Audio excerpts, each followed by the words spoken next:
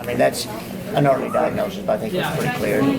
She heard the pop and everything, so all the symptoms of it. Do you think that was because of the pitch being? Well, I don't know. I have to see the video because I didn't see if it was contact or if she just turned the wrong way. I didn't really, to be honest with you, from the angle sitting level, I couldn't tell. So I know we've had so many pitch discussions, I'd be reluctant to blame her. not really getting a chance to see the video. So your thoughts on the match, Randy? You know what? How I thought, what I just got through telling the girls, I thought up to about 60 minutes, we were good. We were organized. Now, obviously, we didn't create score change, but we knew that was going to be the case. And I thought, considering we only had 3 days of practice together, I thought we were organized defensively the best we could, and we kept things in check, and the game didn't get away from us.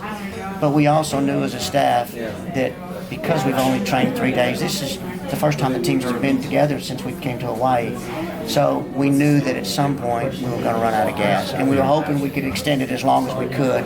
And the game got away from us a little bit in the last, 25 minutes, and that's where the flurry came at the end. And I think a little bit too, we gave some players their first cap late and made some changes. And I think some mistakes that maybe we could have kept it at 4, but I thought we were unlucky because I thought, now again, the U.S. could have scored many goals. Kamika Forbes was fantastic again in goal, and the U.S. could have scored multiple times in the first half.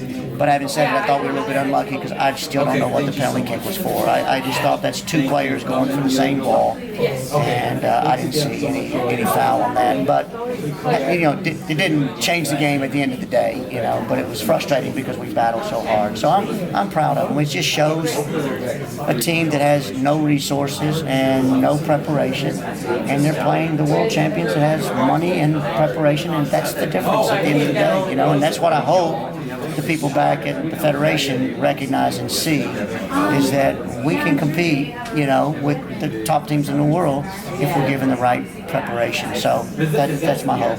How did the cancellation of Hawaii impact preparations for this game or impact the team? Well, you know what? It's probably mixed for me, to be honest with you, because I honestly don't know. Now, we lost a couple of key players had to go home after Hawaii to go back to school. So we didn't have Karen Forbes. She's one of our best players. We didn't have Leanna Hines. It's a defender. She's one of our better players. We played Nia Walcott tonight, but her sister Amira had to go home. So it cost us probably a stronger team by not getting that game in. We'd have been a better team in that game.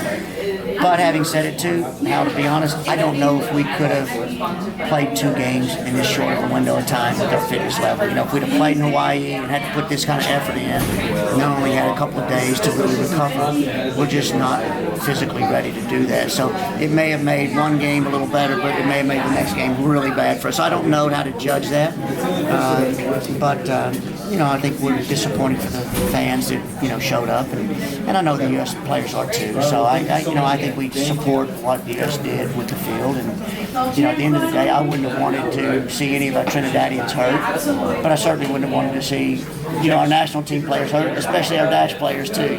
So I think it was the right decision. There was a report before the game from Julie Foudy that you're talking about the commitment of the TTFA, that there was a loan that had to be made. Can you say anything about that? Yeah. I mean, the bottom line is this is continued year in and year out of not getting funded.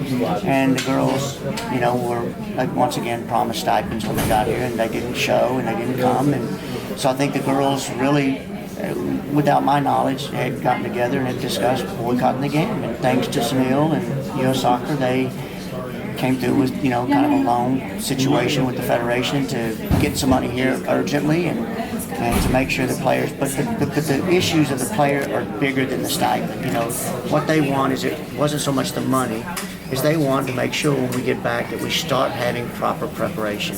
And you can't play the U.S. with 3 days practice. You just can't prepare for them with that. So that was the big battle, and they made some demands with the president, and the president got on the phone with them and agreed to some of the demands. And then when they get back, they're going to sit down and have an open dialogue and discussion and a negotiation moving forward. Luckily, he did say, because I listened to the phone call to the players, he did say to them that there would no longer be a team from Trinidad that would leave the country without a written agreement as to what they can expect.